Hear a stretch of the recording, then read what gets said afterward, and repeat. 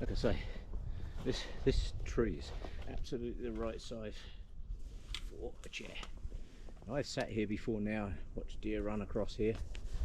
It is a good spot. There's a very nice tree over there that I've camped under before now in the past. Very nice tree. So, oh dear. All that water is cold. It hasn't quite set up. So this is obviously still 4 degrees. It feels like 4 degrees when you drink it, I tell you. I drank all my tea this morning, so unfortunately I have no tea left. But, yeah, this is a wonderful spot to come and sit. Just enjoy the place. What an amazing place to be, eh? Now the sun is only just clearing that mountain. Very shortly there's a gap there where you get a bit more sunshine, where it goes down the valley, and then it'll be up behind this one. Once it's behind this one, it starts to darken up pretty fast. Oh, thank goodness for my spikes, eh? I love these spikes. These things, absolutely amazing. For years and years and years I did this without spikes. Then I bumped into an old guy, his name's Dave actually as well, and he's always out in the mountains and that, and it was him that put me onto these things. And I tried them. They're the Catula micro spikes. Many people have tried to copy them, but they're just not quite the same. You can get those traction aids, as they call them, that have the little springs on the bottom and little bobbles and all kinds of stuff. No, you want spikes. These spikes are probably, what are they? Little less than ½ an inch, I guess, but that's what you need.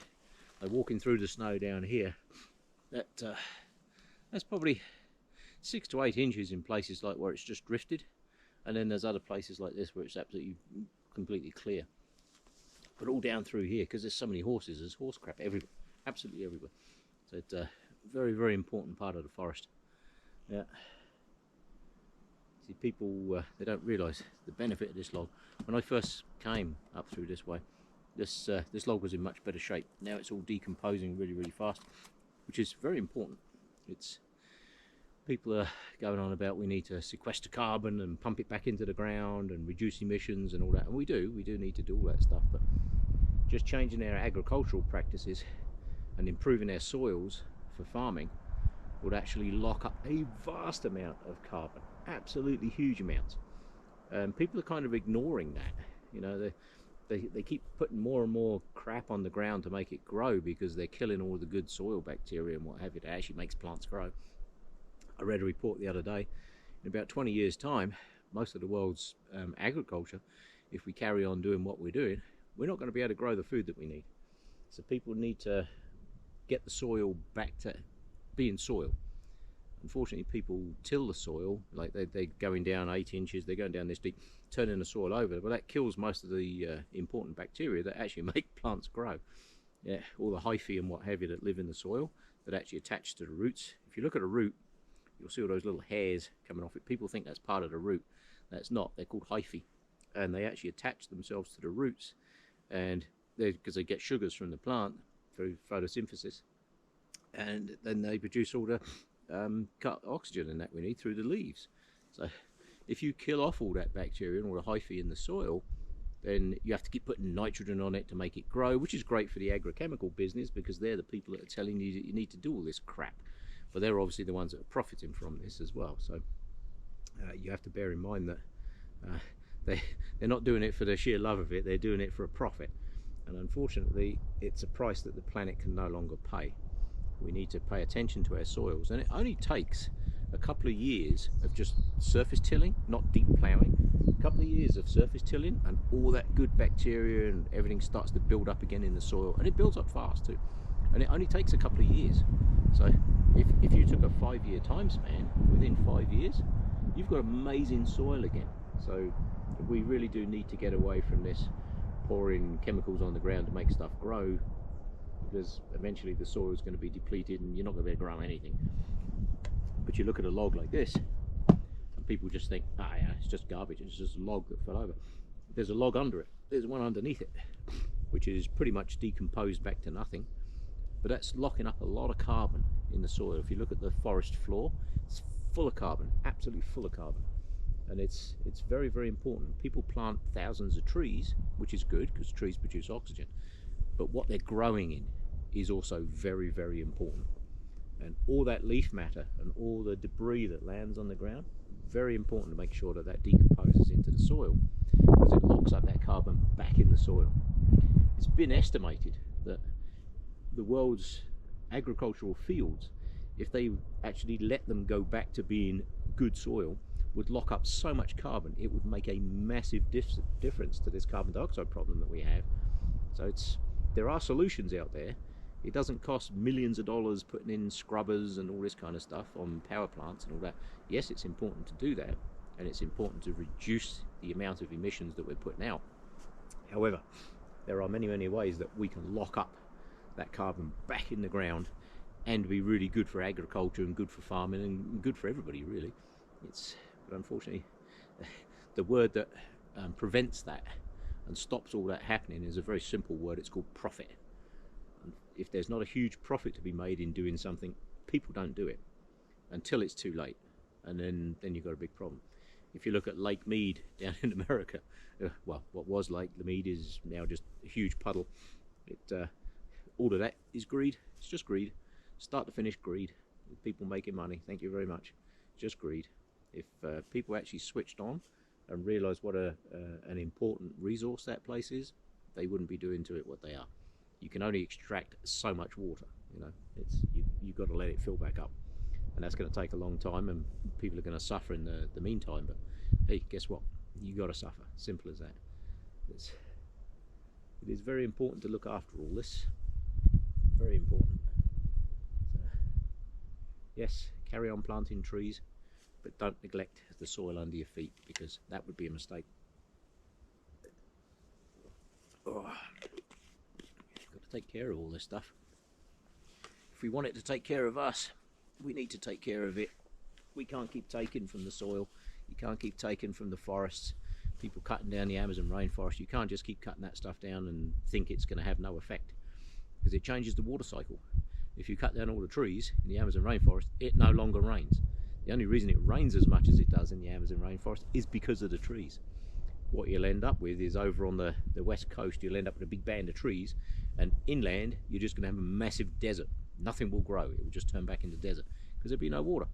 It's the trees. These trees create the water. People think clouds just appear out of nowhere. Well, most of the cloud that you see is transpiration from plants and the ground and the oceans, but it only travels so far inland. It rains on the ground, the trees suck it up, chuck it out through the leaves, and hey presto, 11 to 12 miles away it rains again, and so that it leapfrogs continuously. But if you break that chain, if you break the water cycle from the oceans through the forests to the land beyond it, it turns into desert. And if you don't believe me, go and look at the Sahara, because all around Egypt and all that kind of, it used to be tropical forest. It was all tropical forest. Egypt used to be the breadbasket of the area. Now look at it. Yeah. It's mostly desert because people destroyed most of the forests. Climate change, they destroyed the forests. Very important. All this stuff, we need this. Take care of it. Yeah. It's not something you can suddenly say, oh, okay, let's plant 1 million trees and everything will be good. No. Once the soil is gone, once the soil's depleted, you're in trouble, big trouble, because it's not something that you can very quickly put back together. If you look at the permafrost melting up north, that is a serious problem.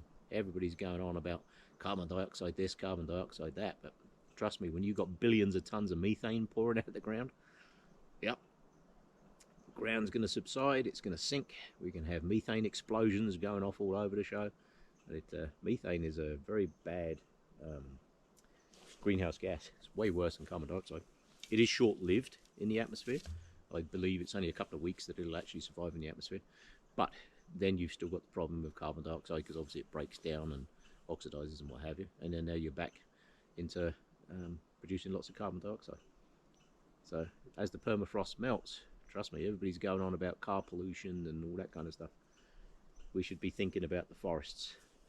Melting permafrost. If you don't believe me, ask the Russians. They've already got massive explosions going on out in the ground out there, and it's So we'll just pockets of methane. Yeah, what's called fossilized methane. Underneath here, if you just drill holes away, not only are you going to find oil and gas, but you'll find methane and what have you that's been sequestered since eons ago. And that stuff's all working its way out now. It's nice to go out to the lakes and you see the little methane bubbles coming out of there. But there are lakes up in Alaska in particular that the water's got so much methane out of it, it looks like it's literally bubbling. It looks like it's a pot, a kettle, and that's all methane. Big problem. Something we need to pay attention to. People won't, unless there is, you got it, profit to be made. It's the only thing people care about, unfortunately.